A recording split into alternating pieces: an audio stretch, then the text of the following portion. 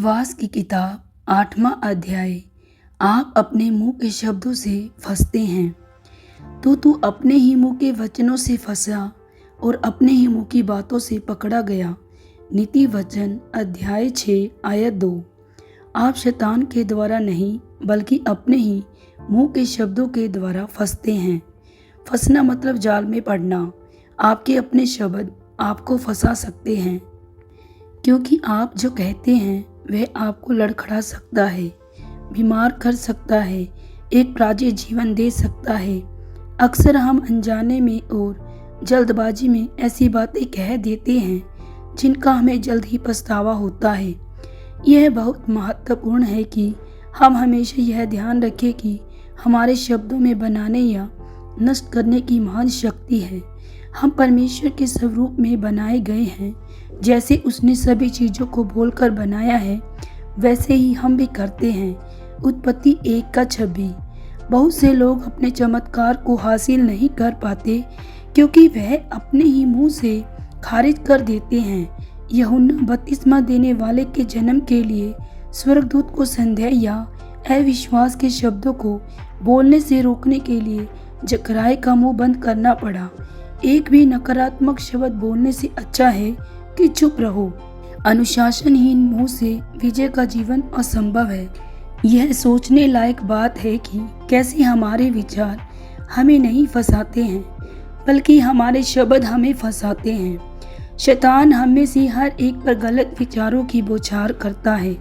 यहाँ तक कि यीशु भी उन विचारों से अनछुए नहीं थे, क्योंकि बाइबल कहती है कि मनुष्य को घात हर परीक्षा से उनकी परीक्षा हुई। परीक्षाएं उन विचारों के रूप में आती हैं। बहुत से लोग जब निराश महसूस करते हैं तो वे अपने शब्दों के साथ अपनी भावनाओं को स्पष्ट करने में जल्दी करते हैं। जहरीले विचार जहरीले शब्दों के रूप में सामने आते हैं, लेकिन अगर आप उन बुरे विचारों को आवाज़ ना दें तो वह अनकहे विचार अजन्मे और फलहीन ही मर जाएंगे। यीशु ने कहा कि यह कहकर चिंता मत करो कि हम क्या खाएंगे, क्या पिएंगे या क्या पहनेंगे। चिंता के विचार आना लाजमी है, लेकिन उन्हें बोलकर उन्हें शक्ति ना दे। एक पराजित जीवन एक पराजित मुंह का फल है। शैतान आपको परीक्षा में डालता है क्योंकि वह शक्तिहीन है। जब तक आप इस धरती पर रहेंगे, शैतान आपको आपके शब्दों से फंसाने की कोशिश करेगा।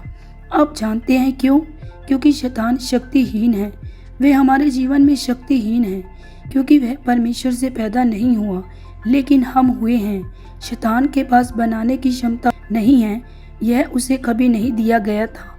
न ही उसकी जीव में जीवन और मृत्यु की शक्ति है, लेकिन हम में है।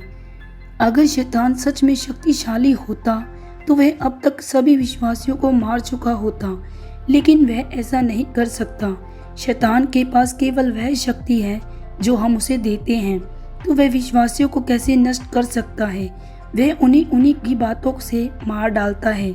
ऐसा होने के लिए उसे बस इतना करना है कि उनके दिमाग में गलत विचार डाल दे, फिर वह उन्हें अपने विनाश के लिए बोलते हैं। अगर शैतान के पास आपको मारने की शक्ति होती तो वह आपको कभी भी परीक्षा में न डालता। वह हमें परखता है क्योंकि वह जानता है मसीह यीशु में हमें अधिकार मिला है। नकारात्मक विचारों को आवाज़ ना दें। जब शैतान आपको गलत विचार देता है तो वह चाहता है कि आप उसे बोलें, क्योंकि वह अंगीकार के नियम को जानता है। हर एक गलत विचार का मुकाबला करने का तरीका सही शब्दों से है। उदाहरण के लिए, अगर वह आपको यह विचार देता है आप युवावस्था में मर जाएंगे, तो आपको इसके वजह यह कहना चाहिए, मेरा परमेश्वर मुझे एक लंबे और स्वस्थ जीवन से संतुष्ट करेगा। अगर वह आपको यह विचार देता है कि आपके पास कभी भी पर्याप्त नहीं होगा, तो आपको कहना चाहिए, मेरे परमेश्वर ने मुझे एक नए अभिषेक के साथ अभिषेक किया है और मेरा प्याला उमड़ रहा है। मैं धन्य हूँ। बाइबल कहती है कि निर्बलों को कहने दो कि वह बलवान है। हमें हार के शब्द बोलकर नकारात्मक परिस्थितियों के आगे नहीं झुकना है, बल्कि हमें तूफान के बीच में उत्तर की भविष्यवाणी करनी है। शैतान का आप पर तब तक कोई अधिकार नहीं है जब तक आप उसके द्वारा दिए गए विचार को आवाज़ नहीं देते। वह आपको गलत विचार देता है जिससे गलत तस्वीरें बनती हैं। आप उसके विचार को बोलकर अपने जीवन में उतार लेते हैं। परमेश्वर की तरह हमारे पास बोलकर सृष्टि करने की शक्ति है। हर विचार के साथ आपके पास यह चुनाव भी है, या तो आप परमेश्वर जो कहते हैं उससे सहमत हो, या शैतान जो कहता है। शैतान एक भक्षक है, लेकिन वह किसी को तभी खा सकता है जब उसे अपनी बातों से सहमत होकर शक्ति दे। वह किसी को भी जब मन चाहे नहीं खा सकता, उसे ढूंढना पड़ता है किसे खाए। क्या आप जानते हैं शेर जंगल में शिकार कैसे करते हैं? उनके शिकार का पता लगाने के तरीकों में से एक है सुनना। दिखाई देने से पहले वह की जाने वाली ध्वनि से अपने शिकार को पहचान लेते हैं। यह उन्हें देखने से नहीं बल्कि उन्हें पहले सुनने से होता है। वे अपने शिकार की आवाज़ सुनकर उसका पता लगा लेते हैं। ठीक इसी तरह से शैतान को पता चलता है किसे निगलना है। जो लोग लगातार शिकायत कर रहे हैं, मौत और अपने जीवन के बारे में गलत बातें बोल रहे हैं, वह शैतान के आसान शिकार हैं। इसलिए आपको आत्मा की तलवार से, जो परमेश्वर का वचन है, हर झूठ को, हर गलत विचार को जो शैतान आप पर लाता है, नष्ट कर देना है। शैतान का विरोध करने का नंबर 1 तरीका। कुछ विश्वास शैतान का विरोध करने के बारे में बिल्कुल अनजान हैं। उन्हें न तो उसे अधिकार के बारे में कोई जानकारी है जो यीशु ने कलीसिया को सौंपी है, ना ही वह शैतान की चालों के बारे में सतर्क है। प्रभु यीशु आपसे प्रेम करते हैं। हर एक अच्छी चीज़ उन्हीं की ओर से आपके पास आती है। हालांकि आपकी आत्मा का एक दुश्मन है जो आपको नष्ट करने के तरीके खोज रहा है। हम विश्वासी होने के नाते अपने अधिकार से अनजान होकर आंख बंद करके नहीं चल सकते हैं। शैतान को खुद को हराने का तरीका मत दो। इफिसियों 4:27। चोर केवल चोरी करने, घात करने, नष्ट करने को ही आता है। मैं इसलिए आया कि वह जीवन पाए और बहुतायत से पाए। यूहन्ना 10:10। इसलिए परमेश्वर के अधीन रहो, शैतान का सामना करो तो वह आपके पास से भाग निकलेगा। याकूब 4:7। यीशु हमारा आदर्श रोल मॉडल है। उसने हमें शैतान का सामना करने का सही तरीका सिखाया है। वे आपको सिखाना चाहता है कि आप यह कैसे करें। यह बहुत आसान है, लेकिन आपको वही करना है जो परमेश्वर कहता है। आप बाइबल से मत्ती 4 अध्याय में देखेंगे कि कैसे यीशु ने शैतान का सामना किया। आप यीशु की तरह शैतान का विरोध करना सीख सकते हैं। आप उसके सभी आक्रमणों को शक्तिहीन कर सकते हैं अगर आप केवल उस तरीके का पालन करें जिस तरह यीशु ने किया। शैतान आपके दिमाग पर बमबारी करेगा, आपको सभी प्रकार के कारण बताएगा। आप जिस बात के लिए विश्वास कर रहे हैं परमेश्वर से वे क्यों नहीं पाएगा, लेकिन बस विश्वास में बिना डगमगाए खड़े रहें और कहें, शैतान ऐसा लिखा है, वह मेरा परमेश्वर है। बाइबल कहती है वह मेरे पास है। ऐसा करने से आपका मन सबसे जल्दी उस परीक्षा से आज़ाद हो जाएगा। बस इसे निडरता से कहें, बाइबल कहती है वह मेरे पास है, ऐसा लिखा है। झूठ बोलने वाले लक्षण। मान लीजिए कि आप चंगाई पाने के लिए किसी सभा में जाते हैं।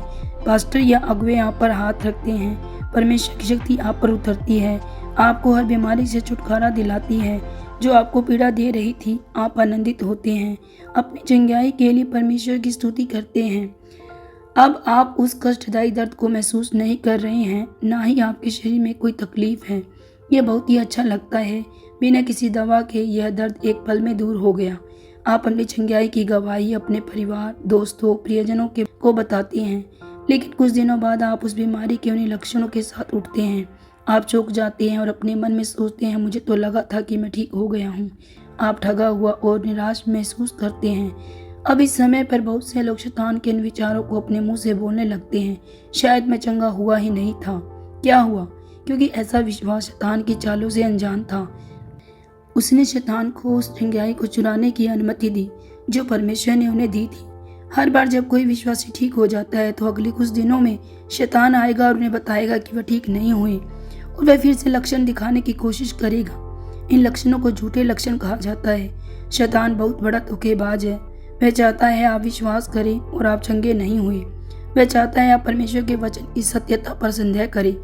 जब लक्षण आप पर फिर से आते हैं तभी वह आपसे कहता है, आपको चंगाई नहीं मिली, आप ठीक नहीं हुए हैं, आपको चंगाई नहीं मिली, आपको चंगाई नहीं मिली। यह वह समय है जब आपको उठने की आवश्यकता है। ठीक उसी समय उठिए और कहें, बाइबल कहती है मैं चंगा हो गया हूँ, बाइबल में लिखा है मैं चंगा हो गया हूँ। ये मत सोचो कि शैतान बस चला जाएगा, तुम्हें अकेला छोड़ देगा, फिर कभी वापस नहीं आएगा, तुम्हें फिर से नहीं परखेगा, क्योंकि मेरे पास आपके लिए खबर है, वह वापस आएगा। अब जब शैतान हर परीक्षा को समाप्त कर चुका तब वह उपयुक्त समय तक उसके पास से चला गया। लूका 4:13। जब तक हम इस पृथ्वी पर हैं, हम विरोधी वातावरण में हैं, बुरी ताकतें हमारे खिलाफ हैं, लेकिन अच्छी खबर यह है कि हम उन पर विजयी हैं। हम शैतान को हराने की कोशिश नहीं कर रहे, वह तो पहले ही हार चुका है। हमारे प्रभु और राजा यीशु ने उसे और उसके सभी साथियों को हरा दिया। अब इस पृथ्वी पर परमेश्वर की संतान के रूप में हमें हर दुष्ट आत्मा और हर बीमारी पर प्रभु यीशु की जीत को लागू करना है। जब भी शैतान तुम पर कोई बुराई डालने आए तो जोर से कहो, यह लिखा है। इसे दोबारा कहें, यह लिखा है, लिखा है। शैतान यह लिखा है, शैतान यह लिखा है। बाइबल उठाएं और शैतान को पढ़कर सुनाएं। अपनी बाइबल खोलें और कहें, शैतान जो तू कह रहा है मेरे पास नहीं है, देख वह मेरे पास पहले से ही है, क्योंकि वचन में ऐसा लिखा हुआ है और मैं इसे अभी तुझे पढ़कर सुनाता हूँ। फिर वचन को पढ़े, बोले और शैतान भाग जाएगा। वह वचन के अधिकार का विरोध नहीं कर सकता। शत्रु का विरोध करने का यही सबसे पहला और शक्तिशाली तरीका है, क्योंकि यीशु ने ऐसा ही किया था। शैतान भाग जाएगा। आइए देखिए कि क्या होता है जब हम शैतान के मुंह पर बार बार कहते रहते हैं, शैतान यह लिखा हुआ है, यह लिखा है। मत्ती 4:11 ठीक वही दिखाता है जो आपके साथ होगा, वही जो यीशु के साथ हुआ था। तब शैतान उसके पास से चला गया और देखो स्वर्गदूत आकर उसकी सेवा करने लगे। मत्ती 4:11। स्वर्गदूत आए और उसे घेर लिया और उसकी सेवा करने लगे। अगर आप यीशु के नाम में खड़े होकर शैतान का विरोध करेंगे और उसे बताएंगे कि बाइबल क्या कहती है, तो वह आपको छोड़ देगा। इसलिए आप हार नहीं माने। अगर आप उसे बाइबल में जो लिखा है वही कहते रहेंगे, ये लिखा है, तो वह चला जाएगा। तब स्वर्गदूत आएंगे और आपकी सेवा करने लगेंगे। विश्वास में दृढ़ होकर शैतान का विरोध करें। सावधान रहो, सतर्क रहो, क्योंकि आपका विरोधी शैतान गर्जने वाले सिंह की नाई इस खोज में रहते किसको फाड़ खाए। विश्वास में दृढ़ होकर उसका सामना करो, यह जानकर हार में आपका भाईचारा वही का कष्ट सह रहा है। 1 पतरस 5:8-9। विश्वास में स्थिर रहकर ही हम शैतान का विरोध कर सकते हैं, क्योंकि विश्वास वचन के माध्यम से आता है। विश्वास में दृढ़ रहने का एकमात्र तरीका यह है कि हम वचन में दृढ़ रहें। यह शब्द दृढ़ ग्रीक शब्द स्टोरियो से आया है, जिसका अर्थ है ठोस, स्थिर। हमारा विश्वास तभी ठोस स्थिर रह सकता है जब वह परमेश्वर के वचन में स्थिर हो। आपको शैतान के सामने खड़ा होना होगा, उसे बाइबल में से लिखा है सुनाना होगा। वह आप में संदेह डालने की कोशिश करने के लिए आपके दिमाग पर विचारों की बमबारी करेगा, लेकिन आपको डटे रहना और कहना है, यह लिखा है, बाइबल कहती है, यह मेरे पास है, बाइबल कहती है मेरे पास है, बाइबल कहती है मेरे पास है। विश्वास का भोजन। परमेश्वर का वचन विश्वास का भोजन है। अगर एक व्यक्ति परमेश्वर के वचन में ना बना रहे तो उनके पास सक्रिय विश्वास नहीं हो सकता। मैं यह 2 मिनट बाइबल पढ़ने की बात नहीं कह रहा। मेरा मतलब है वचन को पढ़ना, वचन को सुनना, वचन पर तब तक मनन करना जब तक कि वह आपकी मानसिकता पर हावी ना हो जाए। जैसे बहुत से लोग भारी मात्रा में दवाओं का सेवन करते हैं, परमेश्वर के लोग होने के कारण हमें वचन पर भारी रूप से मनन करने की आवश्यकता है। F.F. बोसवर्थ ने कहा, अधिकांश मसीह अपने शरीर को तो एक दिन में 3 गर्म भोजन खिलाते हैं, लेकिन अपनी आत्मा को एक हफ्ते में एक ठंडा नाश्ता, और फिर हैरान होते हैं विश्वास में इतने कमज़ोर क्यों हैं। परमेश्वर का विश्वास परमेश्वर के वचन के भोजन पर निर्भर है। विश्वास में मजबूत बने रहने के लिए आपको वचन को सुनते रहना होगा और वचन को बोलते रहना होगा। अगर आप वचन को सुनने से चूक जाते हैं या वचन को अपने अंगीकार को कम कर देते हैं तो आपका विश्वास कमजोर हो जाएगा। परमेश्वर के वचन को खाकर हम परमेश्वर के राज्य में परिपक्व पुत्र बनेंगे। वचन में बने रहने से परिपक्वता उत्पन्न होती है। परिपक्व पुत्र बोलना जानते हैं। अब मैं कहता हूँ, वारिस जब तक वह एक बच्चा है, एक दास से बिल्कुल अलग नहीं है। हालांकि वह सबका मालिक है, लेकिन पिता द्वारा नियुक्त समय तक रक्षकों और भंडारियों के वश में रहता है। गलातिया 4:1-2। यहाँ बच्चा शब्द ग्रीक शब्द निपुयोस से आया है, जिसका अर्थ है वह बच्चा जिसने अभी तक बोलना नहीं सीखा है। इसी तरह एक विश्वासी जिसने परमेश्वर के वचन को बोलना नहीं सीखा है, वह आत्मा में एक बच्चा है। एक बच्चा विश्वासी भले ही वह परमेश्वर का वारिस है, लेकिन एक नौकर की तरह होगा। वह अपने अधिकार का आनंद नहीं ले पाएगा। एक परिपक्व पुत्र वह विश्वासी होता है जिसने बोलना सीख लिया है, जिसके शब्द उसके पिता के वचनों से मेल खाते हैं। वह अपने शब्दों से लापरवाह नहीं है, लेकिन जानता है उसके शब्द शक्तिशाली है, विश्वास के साथ फल लाते हैं। खुद को परमेश्वर का वचन बोलने के लिए प्रशिक्षित करें। अगर आप राज्य में परिपक्व होना चाहते हैं तो आपको परमेश्वर का परीक्षण ग्रहण करना होगा। उस परीक्षण का एक बड़ा हिस्सा स्वर्गीय पिता की तरह बोलना सीखना है। कैसे? उसकी नकल करके। इफिसियों 5:1 कहता है, हमें परमेश्वर की नकल करनी है जैसे एक बच्चा अपने पिता की नकल करता है। अगर एक बच्चा अपने पिता की नकल करता है तो वह उसकी तरह चलेगा, बात करेगा, हर कदम उसकी तरह लेगा। यीशु जो हमारे लिए आदर्श है, उसने कहा कि उसने अपनी मर्जी से कुछ नहीं कहा लेकिन पिता की बातों को कहा। तो हमें और भी कितना ज़्यादा परमेश्वर का वचन बोलना चाहिए। मन में आने वाली सारी बातों से बढ़कर विश्वास हमारी जीभ के द्वारा परमेश्वर की शक्ति को प्रकट करता है। स्वर्गदूत परमेश्वर के वचन को ध्यान से सुनते हैं। दुष्ट आत्माएं आपके मुंह से गलत शब्दों के निकलने का इंतजार करती हैं। उसी तरह स्वर्गदूत आपके मुंह से परमेश्वर के वचन के निकलने का इंतजार करते हैं। हे यहोवा के दूतों, तुम जो पराक्रमी हो और उसके वचन के मानने से उसको पूरा करते हो, धन्य हो, उसको धन्य कहो। भजन 103 आयत 20। बाइबल कहती है कि स्वर्गदूत उसके वचन को पूरा करते हैं। उसके वचन की आवाज़ को सुनते हुए मेरा मानना है कि कुछ स्वर्गदूत बोरियत के साथ जमाई लेते होंगे, क्योंकि जिन परमेश्वर के बच्चों को वह नियुक्त किए गए हैं वे कभी भी वचन बोलकर उन्हें काम पर नहीं लगाते। कल्पना कीजिए कि आप एक रेस्तरां में जाते हैं, आप बैठते हैं, फिर वेटर आता है, आपसे पूछता है आप क्या ऑर्डर करना चाहते हैं। अब स्वादिष्ट भोजन का पूरा मेन्यू आपके पास है, लेकिन जब तक आप अपना मुंह नहीं खोलते, वेटर को नहीं बताते कि आप क्या चाहते हैं, वह कुछ नहीं कर सकता। वह आपके लिए चुनाव नहीं कर सकता और अपनी पसंद का नहीं ला सकता। वह व्यक्ति बस इसलिए नियुक्त किया गया है कि आपने जो मांगा है वह आपको मिले। उसी तरह इब्रानियों में बाइबल कहती है स्वर्गदूत उद्धार के वारिसों के लिए दी गई सेवा करने वाली आत्माएं हैं। वे हमारी सेवकाई करने के लिए हमारे पास भेजे गए हैं। मैं इस तरह से कहूँगा वह आत्मिक वेटर्स हैं। जैसे जब हम किसी रेस्टोरेंट में जाते हैं और वेटर हमारे ऑर्डर का इंतजार करता है, स्वर्गदूत भी इंतजार कर रहे हैं। वे परमेश्वर का वचन बोलने के लिए आपका इंतजार कर रहे हैं, क्योंकि स्वर्गदूत परमेश्वर के वचन को सुनकर पूरा करते हैं। वह आपका इंतजार कर रहे हैं कि आप परमेश्वर की बातें कहें, वह उसके अनुसार परमेश्वर के कार्य को करने के लिए सक्रिय हो जाएं। परमेश्वर का वचन जब बोला जाता है तो स्वर्गदूत आपकी ओर से आपके पक्ष में काम करने के लिए सक्रिय हो जाते हैं। आप क्या बोल रहे हो? क्योंकि जो जीवन का इच्छा रखता है, अच्छे दिन देखना चाहता है, वह अपनी जीभ को बुराई से, अपने होठों को छल की बात करने से रोके रहे। 1 पतरस आयत 3 से 10।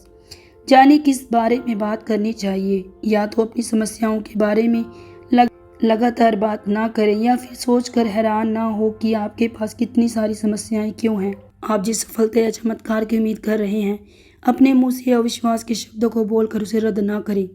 अपने शब्दों के प्रति सावधान रहने का एक महत्वपूर्ण तरीका यह सुनिश्चित करना है कि आप जिस तरह के लोगों के साथ समय बिताते हैं वे उनके शब्दों के प्रति सचेत हैं। संगति महत्वपूर्ण है। आप किसे दोस्त कहते हैं यह महत्वपूर्ण है।